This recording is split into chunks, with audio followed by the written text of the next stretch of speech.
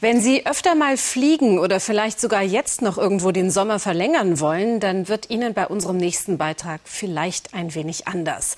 Kein Grund zur Panik, aber zum Nachbohren, denn es liegt ein böser Verdacht in der Luft. Kann Fliegen krank machen? Piloten und Stewardessen klagen und es gibt Vorfälle, Störfälle mit giftigen Dämpfen, die Fragen aufwerfen. Jens Kuhn und Johannes Meyer. München Flughafen. Hier starten und landen auch Maschinen vom Typ Avro, allein heute 62 Mal. Der gravierendste Fall war ein Flug, bei dem der erste Offizier, der Co-Pilot und ich an Bord beide starke Kopfschmerzen hatten. Es wurde uns übel, wir wurden immer benommener. Ich finde es unverantwortlich, Leute weiterhin in den Flieger zu schicken, in dem Bewusstsein, dass es da einen Giftcocktail gibt.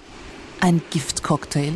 Gefährliche Stoffe im Triebwerksöl können in die Kabine gelangen. Rückblick: München Flughafen, 21. März 2009. Eine Avro, der Lufthansa-Flug 4920 nach Birmingham.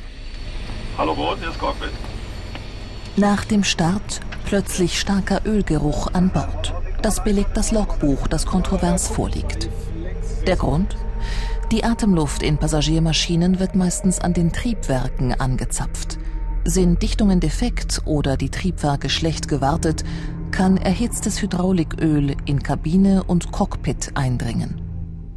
Offenbar kein Einzelfall. Warum sonst sollte das Luftfahrtbundesamt eine spezielle Anweisung für die Avro herausgeben? Darin heißt es, Zitat: Ölkontamination im Bereich der Klimageräte, Triebwerke können zur gesundheitlichen Verunreinigung der Kabinenluft führen und Vergiftungserscheinungen bei der Flugbesatzung verursachen. Er hat Vergiftungserscheinungen, sagt Andreas Tittelbach. 16 Jahre ist er vor allem die Avro geflogen. Jetzt ist der Flug untauglich, klagt gegen seinen Arbeitgeber. Ich habe alle möglichen körperlichen Einschränkungen, Herzbeschwerden. Und nach Auskunft der Ärzte ist davon auszugehen, dass es da einen Zusammenhang gibt mit der Exposition gegenüber den Motoröldämpfen an Bord. Hydrauliköle haben sehr unterschiedliche Inhaltsstoffe.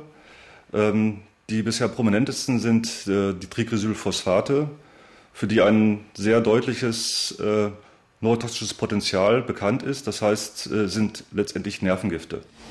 Wir treffen eine Flugbegleiterin von Condor. Die Stewardess fürchtet um ihren Job, will unerkannt bleiben. Es begann vor 15 Jahren mit tränenden Augen. Inzwischen fühlt sie fast eine Art Lähmung in Händen und Füßen. Vor allem nach Flügen mit der Boeing 757. Im Prinzip verstehe ich nicht so ganz, dass der Arbeitgeber die Fürsorgepflicht uns gegenüber und den Passagieren gegenüber nicht wahrnimmt. Fürsorgepflicht bedeutet für mich erstens Aufklärung, schonungslose Aufklärung. Kontrovers will von den Fluggesellschaften wissen, wie gefährlich ist aus ihrer Sicht Tricresylphosphat, kurz TCP, im Flieger. Niemand will vor die Kamera, es gibt nur schriftliche Statements mit unterschiedlichen Aussagen. Bei Condor heißt es, Messungen ergaben keine Gesundheitsgefährdung. Air Berlin dagegen schreibt uns, die Problematik möglicher Gesundheitsgefährdungen ist uns bekannt. Und die Lufthansa wird konkret. Es kann unter ungünstigen Umständen kurzzeitig zu Schleimhautreizung, Augenbrennen oder Kopfschmerz kommen. Das Problem: niemand weiß, ab welchem Wert TPC wirklich gefährlich wird. Es gibt eine Reihe von Wissenschaftlern, die sich mit dieser Problematik beschäftigen, die Untersuchungsmethoden entwickelt haben, die auch bereitstehen, solche Untersuchungen vornehmen zu können. Allerdings fehlt es momentan von entsprechenden Anfragen aus den Fluggesellschaften, dass solche Untersuchungen auch wirklich durchgeführt werden. Warum gibt es keine Untersuchungen? Klar ist, intern fürchten die Fluggesellschaften wirtschaftlichen Schaden, falls sich auch immer mehr Passagiere die Frage stellen, wie gefährlich sind Ölgerüche im Flugzeug? Im Nachhinein kann ich sagen, dass ich Flüge hatte, wo auffällig viele Passagiere gebrochen haben, obwohl wir keine Turbulenzen hatten. Das ist mir damals komisch vorgekommen, aber ich habe jetzt im Nachhinein dann erfahren, dass das unter anderem auch Symptome sein können. Lufthansa rät ihren Avro-Piloten, bei Ölgeruch im Cockpit die Sauerstoffmasken aufzuziehen. Das Problem: die Atemmasken für Passagiere und Flugbegleiter bieten keinen Schutz.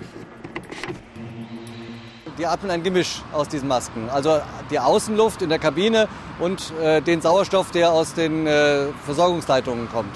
Das heißt, die atmen auch immer noch Giftstoffe ein. Die Wirtschaftlichkeit darf nicht über die Gesundheit gehen der Menschen. Also das ist eigentlich das, was mich auch so wütend macht, dass vergessen wird, wie schlecht es uns zum Teil geht.